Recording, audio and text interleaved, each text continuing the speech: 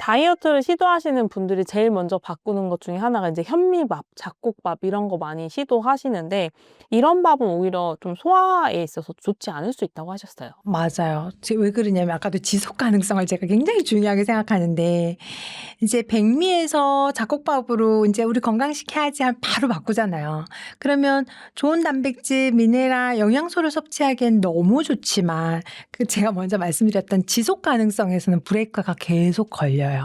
한 번은 먹을 수 있는데 그거를 먹는 게 일단 맛이 없고 먹기가 힘이 들고 하다 보면 결국은 이게 멈추게 되고 또 잘못된 선택들을 하기가 너무 쉽거든요. 또 일단은 이 소화 장기들이 받아들일 준비가 안 된 사람도 되게 많아요. 저도 그랬고. 그래서 그럴 때는 백미에다가 섬유질을 좀 많이, 섬유소를 많이 포함한 예를 들면 해조류도 좋고 푸른 야채도 괜찮고 요즘 같을 때는 톳도 괜찮고 다시마도 괜찮고 그다음에 이제 뭐 깻잎이라든지 우리 곤드레 같은 이제 나물밥. 근데 그거는 좀 어렵잖아요. 마른 곤드레를 또 삶아서 또 막 이렇게 해야 되는데 생으로 깻잎순 같은 걸 올리셔도 괜찮아요. 근데 이제 가장 제가 먼저 쉽게 했던 거는 다시마 밥이에요.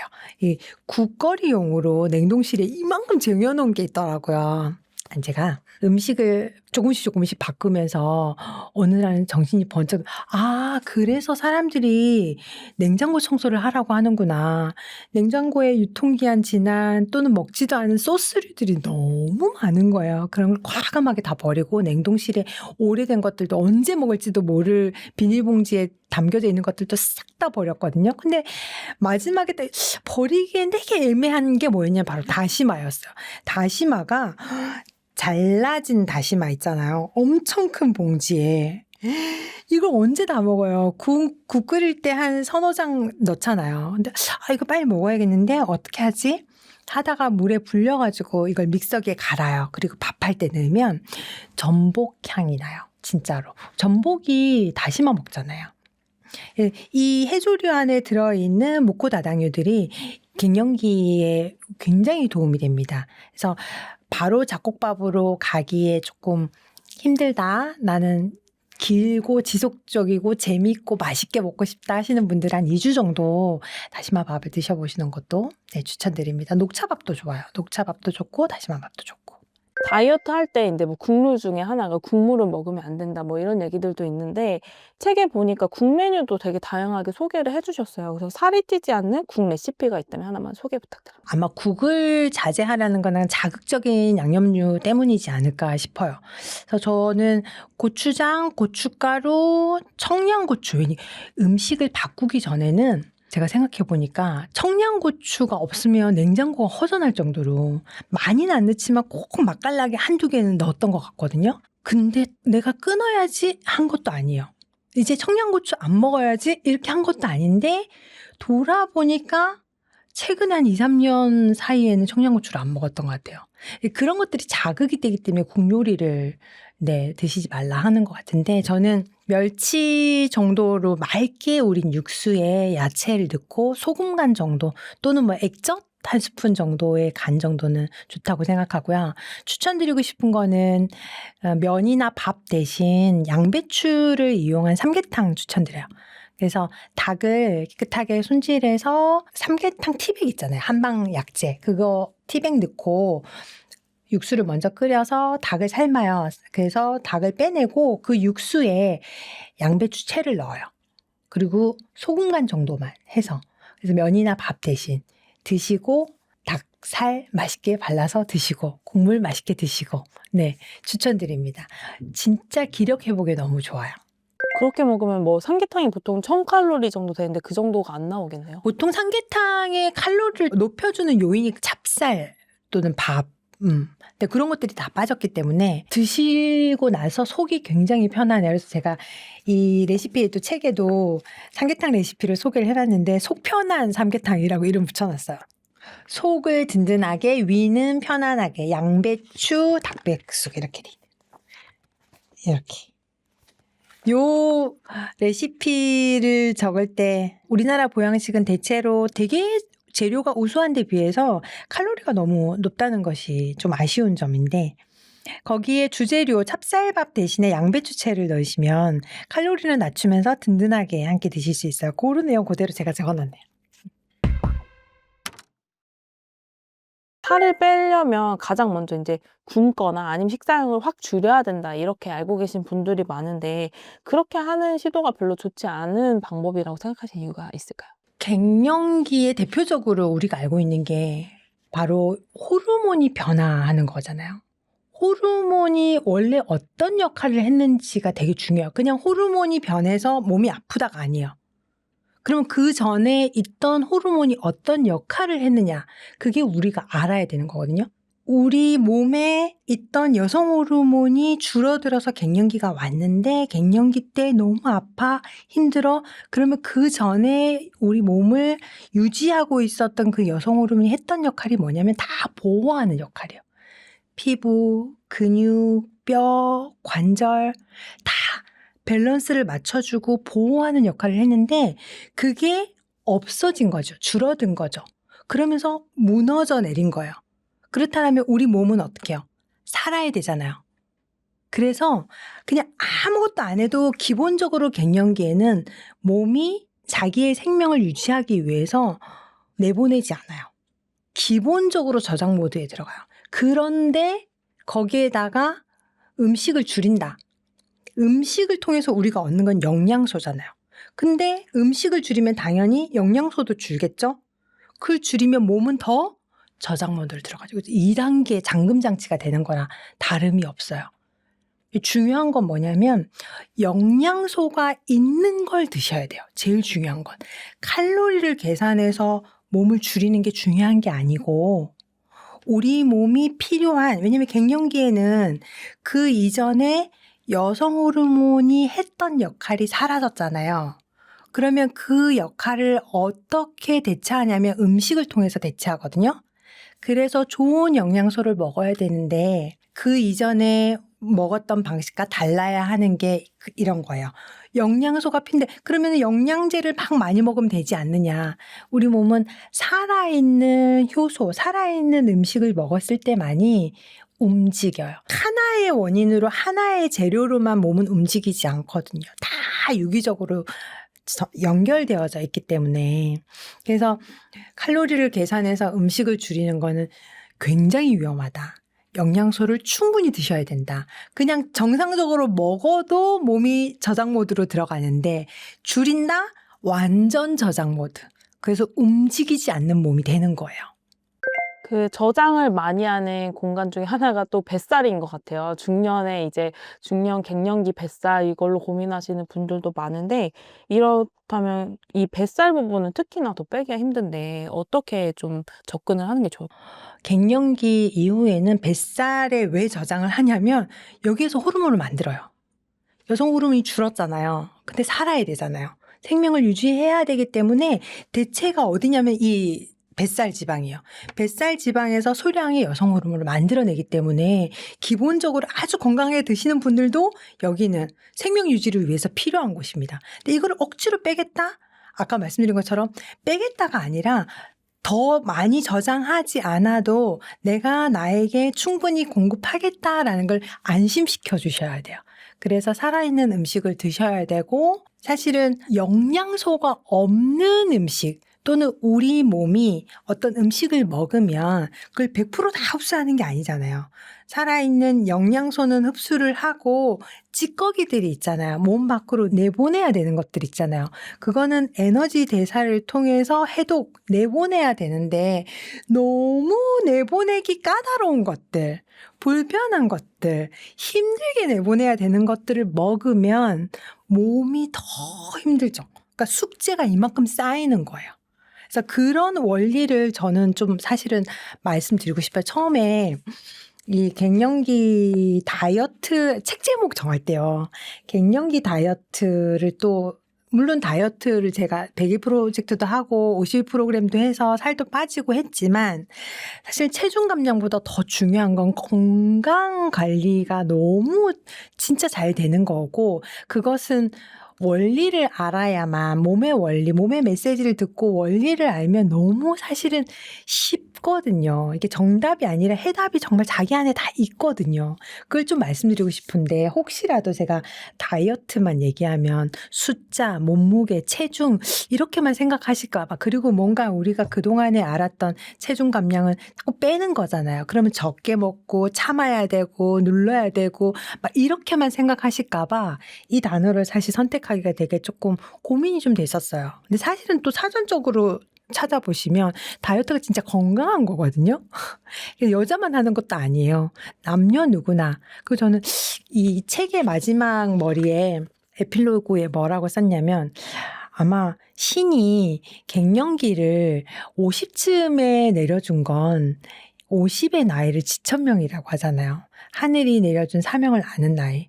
그래서 이제 깨달을만 하니까 이때쯤 갱년기를 주지 않았을까. 갱년기를 맞으면서 오롯이 제 자신한테 집중하고 그 음식을 통해서 나를 돌아보고 정말 건강하게 시니어를 살 수 있게 준비할 수 있는 그런 기간이라는 생각이 진짜 많이 들었거든요. 그래서 오히려 저는 갱년기야 고마워라고 마지막에 남겼거든요. 진심이에요. 그래서 이 체중 감량 살을 빼겠다 이런 것보다도 여러분들 이 책과 함께 요 시간만큼은 나를 위해서 한번 써보는 게 어떨까. 그리고 재미를 좀 느끼셨으면 좋겠어요. 그러면 살은 자동으로 빠집니다.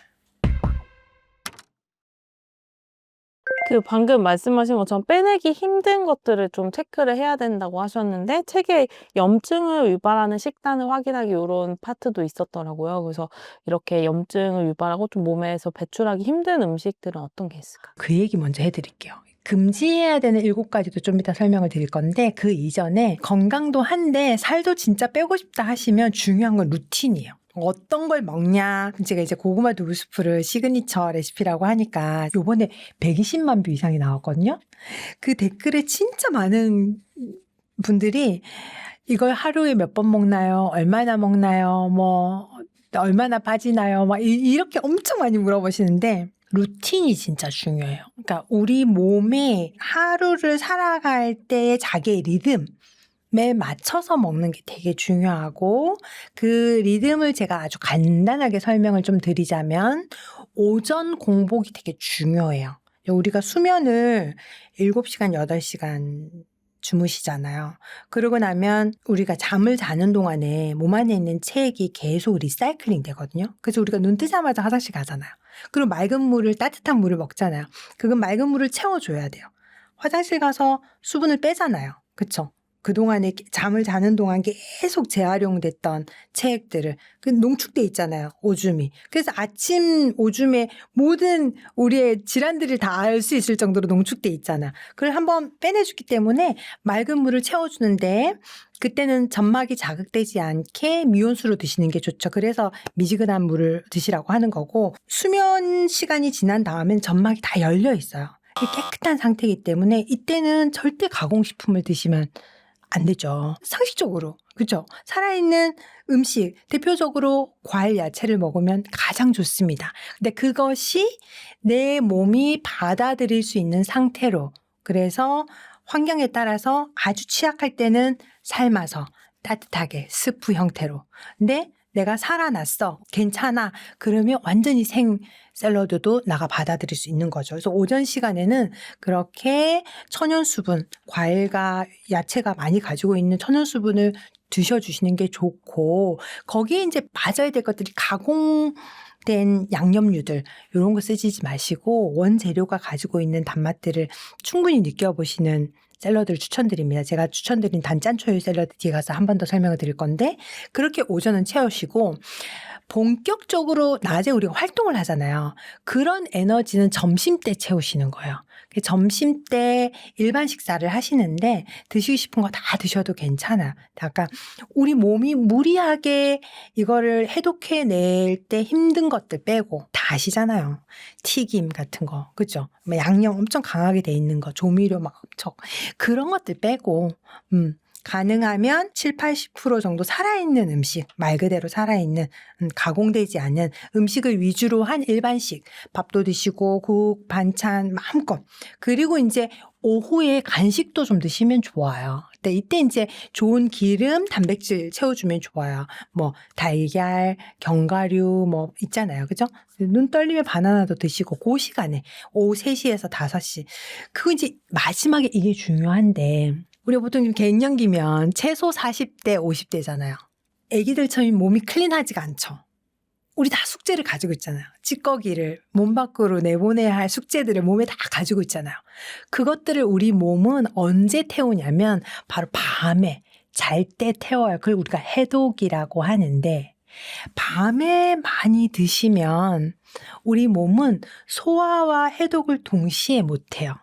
그러니까 밤에 굶으란 말이 아니라 내가 숙제를 많이 가지고 있으면 해독해야 할 숙제를 많이 가지고 있다고 스스로 생각한다면 소화할 시간은 최소한으로 줄이고 해독할 수 있는 시간을 줘야만 우리 몸이 살아날 수 있어요. 이해되시죠?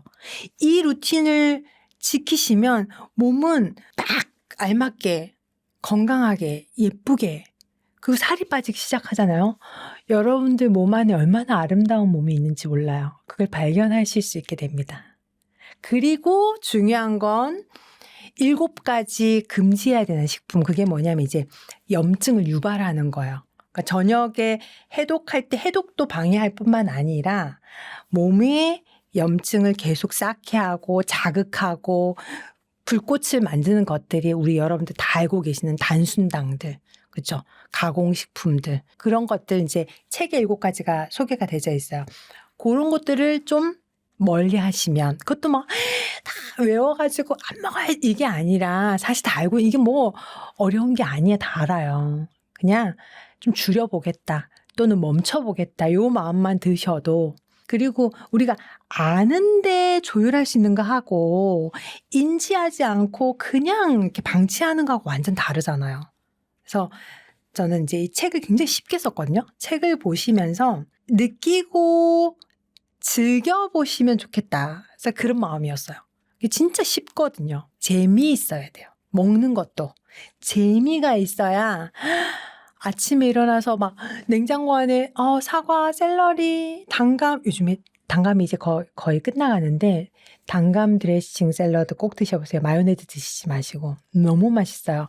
단감을 껍질을 까가지고 속만 거기에 소금 쬐끔하고 깨 많이 넣고 생들기름 믹서기에 가르면 끝내줘요.